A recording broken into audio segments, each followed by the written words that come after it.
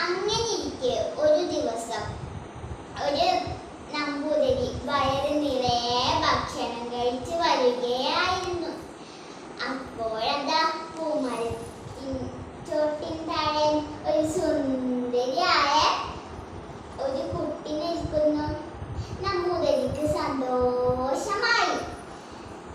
കുശലാന്വേഷണം നടത്തി രണ്ടുപേരും നടന്നു പോയി.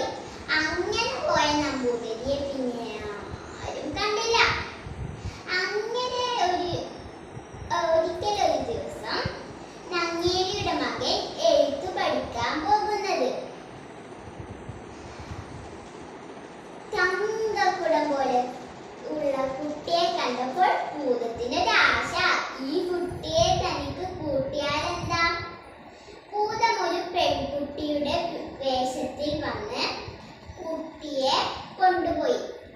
സന്ധ്യയായിട്ടും കുട്ടിയെ കാണാതെ നങ്ങേലി കരയാൻ തുടങ്ങി.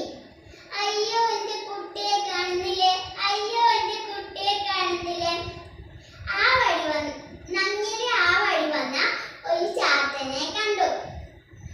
നങ്ങേലി ചാത്തനോട് പറഞ്ഞു, ചാത്താ ചാത്താ, നിങ്ങൾ തന്റെ ഉണ്ണിയെ കണ്ടിരുന്നോ? ചാത്തൻ പറഞ്ഞു, ഓ തമ്പുരാട്ടി, മരമുകളിൽ കളിക്കുന്നത് കണ്ടു. കൂടെ ഒരു കൊച്ചു തമ്പുരാട്ടി ഉണ്ടായിരുന്നു. അപ്പോൾ നങ്ങേലിക്ക് പെട്ടെന്ന് മനസ്സിലായി ഇത് ഭൂതമാണെന്ന്. നങ്ങേലി മലമുകളിലേക്ക് പോയി.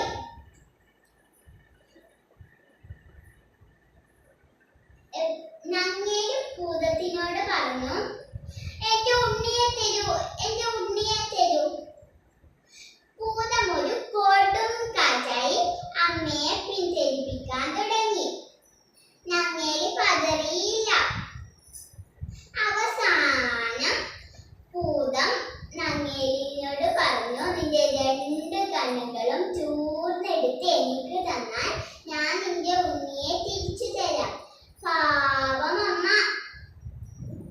തന്റെ ഉണ്ണിയെ കിട്ടാൻ രണ്ട് കണ്ണുകളും ചൂർന്നെടുത്ത് ഭൂതത്തിന് കൊടുത്തു. ഭൂതം ഒരു പൂ പറിച്ച് മന്ത്രം ലഭിച്ച് മറ്റൊരു ഉണ്ണിയെ ഉണ്ടാക്കി നങ്ങേലിക്ക് കൊടുത്തു.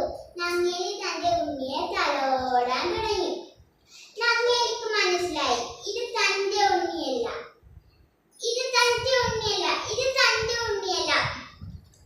നങ്ങേലി ഭൂതത്തിനെ ശപിക്കാൻ തുടങ്ങി. ഒരു പച്ചമന ശാപം. ഭൂതം അത് ഏൽക്കാതെ നങ്ങേലിയുടെ രണ്ട് കണ്ണുകളും ഉണ്ണിയെ തിരിച്ചു നൽകി. കൂട്ടുകാരെ, ഈ കഥ ഇവിടെ അവസാനിച്ചിരിക്കുന്നു. നന്ദി, നമസ്കാരം.